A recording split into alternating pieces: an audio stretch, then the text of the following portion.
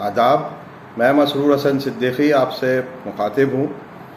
آپ کو معلوم ہے جو نپور شرما کا واقعہ ہے 28 مئی 2022 کو ٹائمز ناؤ کی نیوز چینل پہ اس نے جو آنت رسول کری ہے اور جو گستاخانہ کلمات اس نے نبی کی شان میں گستاخی کری ہے، اس کے خلاف ملک گیر پیمانے پر مظاہرے بھی ہوئے اور کچھ اس میں بدقسمتی سے جو ہے وہ پرتشدد ہو گئے. اس میں کچھ بچوں کی جانیں بھی گئیں اور بہت سارے لوگوں کی گرفتاریاں بھی ہوئیں.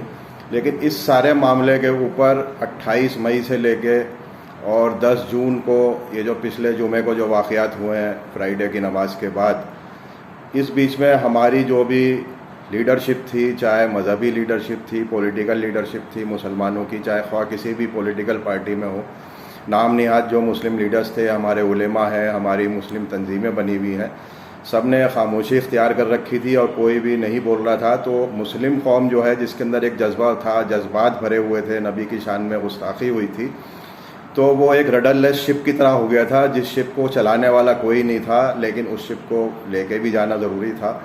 تو کچھ لوگوں نے از خود کیا یا جیسے بھی ہے چھوٹے لیول پہ کہاں سے یہ لوگ اکٹھے ہوئے، کہاں سے پروگرام بنایا کہ جمعے کی بات کے بعد نماز کے بعد ڈیمانسٹریشن ہوں گے یا مظاہرے ہوں گے. اس میں کچھ شرپسند گھس گئے، کچھ دوسرے لوگ گھس گئے ہوں جو مسلم اس پرسکون اور مظاہرے کو بدنام کرنا چاہ رہے تھے.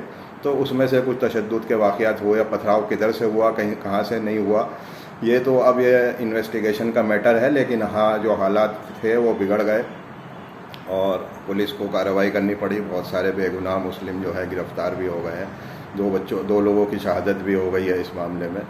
تو یہ ہمارے اکابر، ہمارے علماء، ہماری لیڈرشپ، ہماری تنظیموں کی خاموشی تھی جس کی وجہ سے یہ واقعات پیش آئے ہیں. اس سے پہلے ایسا کبھی نہیں ہوا کہ مسلم لیڈرشپ خاموش رہی ہو، چاہے ڈینش کارٹون والا معاملہ ہو، تسلیمہ نسرین کا معاملہ ہو، سلمان رشدی کا معاملہ ہو، اور اس طرح کے جتنے بھی چارلی ہیبڈو میگزین میں جو کارٹون چھپے ابھی پچھلے 2 سال پہلے بھی، تو سب لوگ جو ہے اس میں باقاعدہ اپنی آواز بھی اٹھاتے تھے، پروٹیسٹ بھی کرتے تھے، اپنے میمورینڈم بھی دیتے تھے، ایمبیسی میں جا کے دیتے تھے. لیکن اس بار سب لوگ خاموش رہے. اس کی کیا وجہ رہی؟ کیا ڈر اور خوف کا ماحول ایسا ہو گیا ہے کہ ہم سکون مظاہرے بھی نہیں کر سکتے، جو ہمارا فنڈامنٹل رائٹ ہے. ہمیں مظاہرہ کرنا، ڈیمانسٹریشن کرنا ہمارا آئینی حق ہے. ہم اجازت لے کے اگر ڈیمانسٹریشن کر رہے ہیں، مظاہرے کر رہے ہیں، تو اس میں ہماری لیڈرشپ کیوں نہیں ہمارے ساتھ آتی، کیوں نہیں ہمارے اس واقعے پہ ہمارے ساتھ کھڑی ہوئی اور ہمیں اکیلا چھوڑ دیا، جس کا نتیجہ یہ آپ کے سامنے ہے. اب میں دلی کے تعلق سے آپ سے بات کروں گا. احمد بخاری صاحب جو خود کو شاہی امام کہتے ہیں، مجھے نہیں پتا وہ شاہی کہاں سے ہیں، کیسے ہیں، وہ ایک الگ بحث کا موضوع ہو سکتا ہے. لیکن میں ان کو صرف احمد بخاری نام سے ہی کہوں گا، کیونکہ میں ان کو امام بھی نہیں مانتا ہوں. وہ خود مسلط امام ہیں، ان کو کسی نے امام نہیں بنایا تھا، اور اس لیے ان کو نام سے ہی کہوں گا، احمد بخاری یہ نام سے کہوں گا. اور ان کی خاموشی آج کی خاموشی نہیں ہے، بہت عرصے سے دیکھا جا رہا ہے کہ وہ خاموش بیٹھے ہوئے ہیں. جامع مسجد کی وہ آواز جو سیاسی گلیاروں میں سنی جاتی تھی، جس کی بہت زیادہ اہمیت سمجھی جاتی تھی، اور ہر دور میں عبداللہ بخاری صاحب جب سے سیاست میں سرگرم ہوئے، سیاسی تقریریں کرنی شروع کری ایمرجنسی کے دور سے، اور اس کے بعد جنتا پارٹی کی سرکار آئی، تب سے تو وہ بہت ایکٹیو ہو گئے تھے اور سیاسی لوگوں میں ان کا اٹھنا بیٹھنا بھی ہو گیا تھا. ان کو اثر و رسوخ بن گیا تھا سیاسی لوگوں میں، چاہے کسی بھی پارٹی کی سرکار ہو، جنتا پارٹی کی رہی ہو، جنتا دل کی رہی ہو. ان کا کانگریس سے بھی سمجھوتا ہوا، اور الگ الگ اسٹیٹس میں بھی، خاص کر یو پی میں الگ الگ سرکاروں کو انہوں نے سرکار بنانے میں پارٹیوں کو مدد کری. ان کے فیور میں جو ہے یہاں سے اپیل جاری کری کہ ان کے فیور میں ووٹ کیے جائیں. تو سیاسی لوگوں نے ان کا فائدہ بھی اٹھایا، اور انہوں نے بھی سیاست سے فائدہ اٹھایا، جو سب کو ظاہر ہے. اس کی وضاحت میں زیادہ یہاں نہیں کرنا چاہوں گا. تو عبداللہ بخاری صاحب کی ایک الگ شان تھی، ایک الگ ان کا رتبہ تھا، مرتبہ تھا. ان کی آواز، ان کی بات سیاسی حکومت میں پردھان منتری تک سنی جاتی تھی، اور اس پہ غور کیا جاتا تھا، اور اس پہ عمل بھی کیا جاتا تھا. آپ کو ایک واقعہ بتا دوں کہ جامع مسجد کا اندرا گاندھی سے کوئی ان کا معاملہ تھا، تو عبداللہ بخاری صاحب نے پوری جامع مسجد کو کالے کپڑوں سے ڈھک دیا تھا. ساری میناریں گنبد کے اوپر کالے کپڑے سے ڈھک دیا گیا تھا. اور اسی بیچ 15 اگست کا ٹائم آ گیا، تو اندرا گاندھی جامع مسجد کی لال قلعے کی پراچیر سے تقریر کر رہی تھی جھنڈا پھہرانے کے بعد، اور عبداللہ بخاری صاحب جامع مسجد کے ممبر سے تقریر کر رہے تھے اور اندرا گاندھی کو بھرا برا کہہ رہے تھے. تو یہ ہمت تھی عبداللہ بخاری صاحب کی. یہ ہمت احمد بخاری صاحب میں بالکل نہیں ہے. احمد بخاری صاحب کا جو ابھی پچھلے جو جتنے بھی واقعات ہوئے ہیں مسلمانوں کے تعلق سے میں آپ کو بتاؤں, چاہے 370 آیا ہو, اس سے پہلے بابری مسجد کا فیصلہ لے لیجیے. بابری مسجد کا فیصلہ آیا, اس کے بارے میں جامع مسجد کے ممبر سے احمد بخاری صاحب نے ایک بیان نہیں دیا. اس کے بعد 370 آیا, 370 پہ خاموشی رہی, CA/NRC پہ خاموشی رہی, 3 طلاق کے مدعے پہ خاموشی رہی, حجاب کے معاملے پہ خاموشی رہی, یہاں تک کہ نارتھ ایسٹ دہلی میں اتنے بڑے دنگے ہو گئے, نارتھ ایسٹ دہلی کے معاملے پہ بھی خاموشی رہی. جب لوگوں کے اندر بہت زیادہ بے چینی ہوئی کہ یہ خاموشی کا کیا سبب ہے, تو اس کے بعد انہوں نے کچھ اپنی جھیپ مٹانے کے لیے, کچھ کرنے کے لیے جہانگیر پوری معاملے کے بعد تھوڑا بہت ابھی الوداع جمعے کو انہوں نے کچھ بیان دیا تھا. ادروائز ان کی خاموشی سب کو آیا ہے, اور یہ خاموشی بے سبب نہیں ہے, اس کا کوئی سبب ہے. یہ خاموشی ایسے نہیں ہے, حکومت کا کوئی ان کے اوپر دباؤ ہے, ان کا کچھ معاملات ایسے ہو سکتے ہیں کہ جس کی وجہ سے مجبوراً ان کو خاموش رہنا پڑ رہا ہے. لیکن ہمیں ان کی خاموشی سے ہمیں کوئی مطلب نہیں. لیکن یہ قوم کو گمراہ نہ کریں, جیسے انہوں نے پچھلی بار بیان دے دیا تھا کہ وہ باہر کے لوگ آئے تھے, مجھے نہیں پتا کون ہے. ارے باہر کے لوگ بھی آئے تھے تو مسلمان تھے نا. اگر کچھ غلط کام بھی کر رہے تھے تو ہمیں ان مسلمانوں کے ساتھ کھڑا ہونا چاہیے, نہ کہ ہم جو ہے ان کو بالکل نکار کے پھینک دیں کہ وہ باہر کے لوگ تھے. اور یہی احمد بخاری ہیں جنہوں نے کل بیان دیا 35 منٹ کا, اور باقاعدہ اس میں ترغیب کر رہے ہیں, گائیڈ لائنس بتا رہے ہیں کہ ڈیمانسٹریشن کیسے کرنا چاہیے, ڈیمانسٹریشن کو کیسے لیڈ کرنا چاہیے, ڈیمانسٹریشن کی کیسے پرمیشن لینی چاہیے. تو ہمیں ان کی گائیڈ لائنس کی ضرورت نہیں ہے. مسلم قوم الحمدللہ خود اتنی ہمت والی ہے اور اتنا شعور رکھتی ہے کہ وہ اپنے ڈیمانسٹریشنز خود آرگنائز کر لے گی.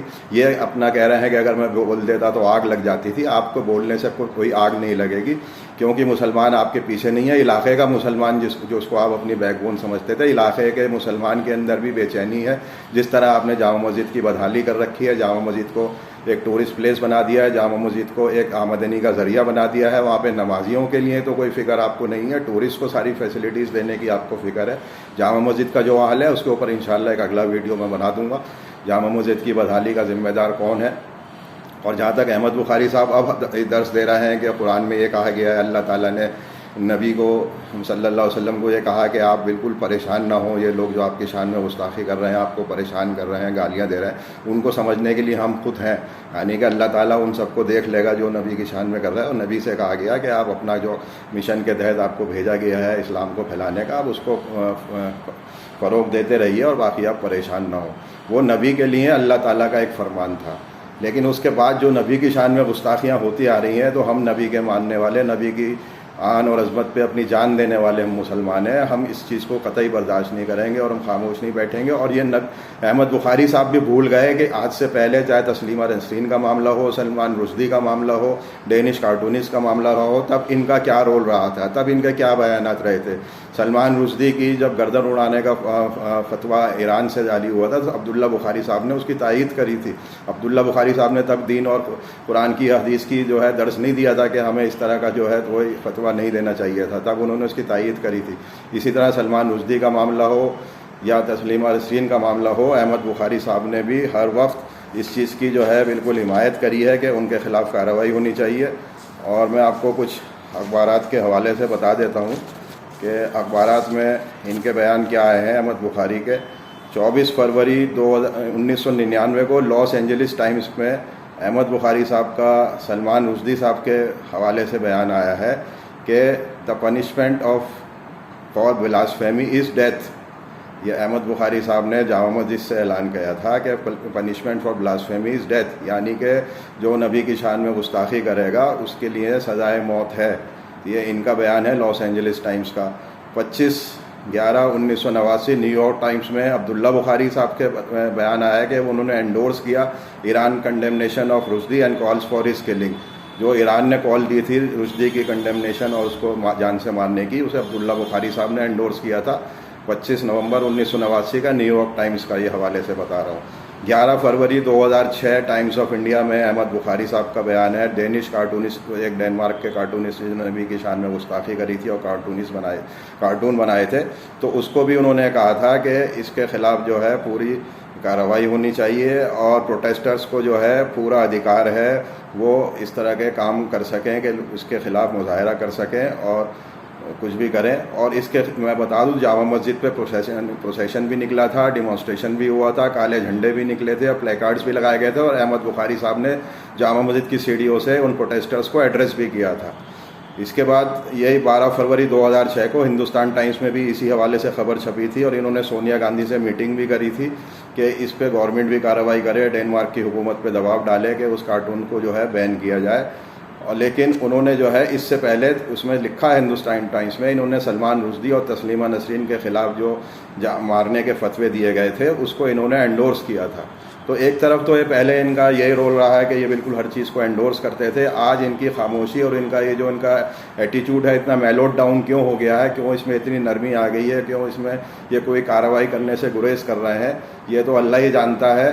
یا یہ جانتے ہیں کہ ان کے اوپر کیا بیت رہی ہے, حکومت کا کیا دباؤ ہے, یا ان کا کیا ایک معاملات ہیں جو یہ خاموش ہیں. لیکن اب میں کہتا ہوں کہ ہمیں ان کی نہ کسی صلاح کی ضرورت ہے, نہ ہمیں ان کی طرف دیکھنا ہے.